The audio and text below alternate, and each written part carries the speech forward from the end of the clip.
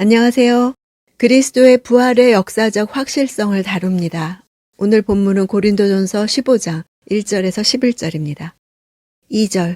만일 여러분이 내가 여러분에게 전한 그 말씀을 굳게 잡고 헛되이 믿지 않았다면 여러분은 그 복음으로 구원을 받습니다. 굳게 잡는다는 말과 헛되이 믿는다는 말을 통해 복음을 굳게 잡지 않는 것을 헛되이 믿는다고 표현한 것입니다. 이런 사람들은 복음 안에 서 있지 않고 결국 넘어지게 됩니다. 3절. 내가 전해받은 가장 중요한 것을 여러분에게 전했습니다. 그것은 그리스도께서 성경의 말씀대로 우리 죄를 위해 죽으시고 복음에는 전승이 있습니다. 받은 것을 전하는 것입니다. 예수라 하지 않고 그리스도라고 한 것은 역사적인 예수와 구원자 그리스도가 동일 인물임을 강조하기 위한 의도입니다. 초대교회의 가장 위대한 선포는 예수가 그리스도이시다라는 것이었습니다.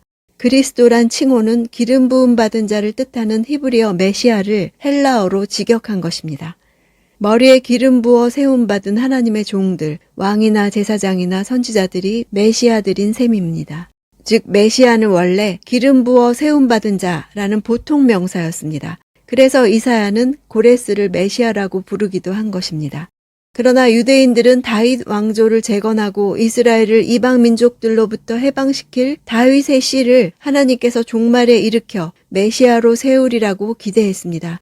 이런 종말론적 맥락에서 점차 메시아는 종말의 구원자를 뜻하는 고유 명사가 된 것입니다. 그러므로 예수를 그리스도라고 선포할 때 단순히 기름 부음을 받은 자가 아니라 종말의 구원자를 뜻합니다. 예수는 많은 유대인들이 기대했던 대로 다윗 왕조를 재건하고 이스라엘에게 정치적 자유와 경제적 풍요를 가져오는 메시아가 아니었습니다. 인류 전체의 근본 문제인 죄 문제를 해결한 메시아였습니다. 그래서 예수의 죽음이 메시아로서 하신 종말의 구원의 행위였다는 것을 나타내기 위해 그리스도라는 칭호를 쓰는 것입니다. 예수의 대속적 죽음은 이미 성경에 예언된 사건이며 준비된 죽음이었습니다. 죽으시고 라는 것은 부정과거형으로 단회적인 역사적 사건이었음을 가리킵니다. 4절. 장사되셨다가 성경의 말씀대로 3일째 되던 날 다시 살리심을 받아. 장사되셨다 하는 것은 그리스도의 완전한 죽음을 설명하기 위함입니다. 장사되셨다 하는 시제는 절정적 부정과거형입니다. 여러 과정을 거친 일이 드디어 목적에 도달했음을 나타냅니다. 예수의 장사되심은 성육신으로 시작된 비하된 신분의 마지막 단계까지 이르렀음을 묘사하는 것입니다. 살리심을 받았다는 것은 완료형입니다. 예수의 부활이 단순히 지나간 역사적 사실에 머무는 것이 아니라 그 효력이 계속됨을 나타내는 것입니다. 장사되셨다가 살리심을 받아 두 동사 모두 신적 수동태입니다. 하나님께서 친히 예수를 장사되게 하시고 죽은 자 가운데서 살리신 것을 나타냅니다. 죽으심과 살리심 앞에만 성경의 말씀대로라는 말이 붙어 있습니다. 그래서 복음은 그리스도의 죽음과 부활로 요약되는 것입니다. 5절. 게바에게 나타나시고 그 다음으로 12제자에게. 부활의 증인으로 베드로를 가장 앞세운 것은 베드로가 예수의 살아나심을 보았다고 증거하자 믿지 않던 제자들의 상황이 반전되었다는 사실과 관계됩니다. 다음 12제자를 언급한 것은 초대교회 당시 예수 부활의 핵심적인 증인이 바로 이 예수의 제자들이었음을 보여줍니다. 6절. 그 후 500명이 넘는 형제들에게 동시에 나타나셨으니 그 가운데 대부분이 지금도 살아있고 어떤 사람들은 잠들었습니다. 바울은 그리스도의 부활 사건 이후 25년이 채 지나지 않은 AD 54년 혹은 55년 본서를 저술할 당시까지 이들 가운데 거의 대부분의 목격자가 살아있어서 자신들이 본 것을 계속해서 증거하고 있음을 말합니다. 초대교회의 급속한 성장은 바로 그 점에 근거하고 있었습니다. 7절. 그 후에 야고보에게 나타나셨고 그 다음으로 모든 사도들에게.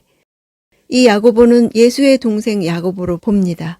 예수께서 부활하신 후에 변화되어 예루살렘 교회의 종신 감독까지 되었습니다. 예수께서 야고보에게 현현했다는 것은 그가 사도적 권위를 지녔음을 뜻하는 것입니다. 사도의 조건은 부활하신 그리스도를 본 체험이 있고 부활하신 주로부터 사도로 임명되고 파송되어 주의 증인 노릇을 할 수 있어야 합니다. 8절.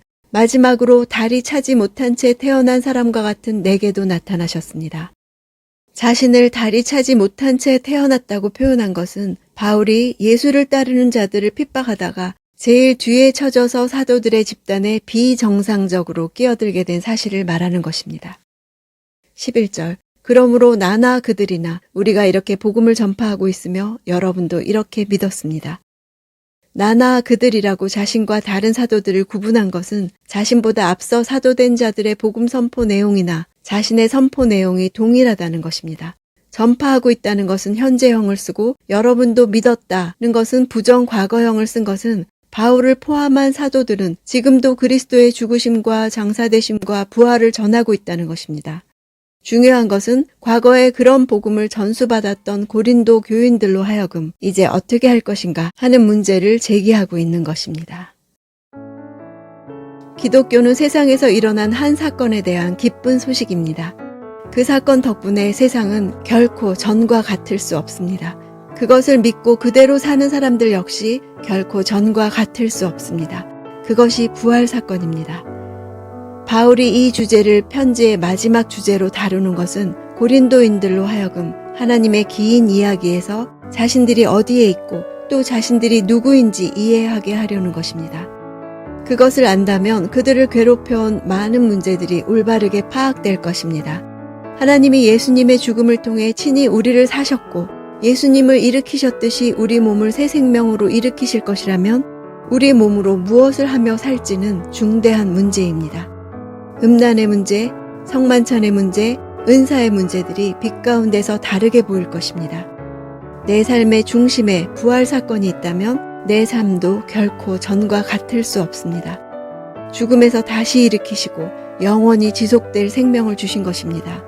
내게 있는 문제들이 부활의 빛 가운데 다르게 보이기 원합니다.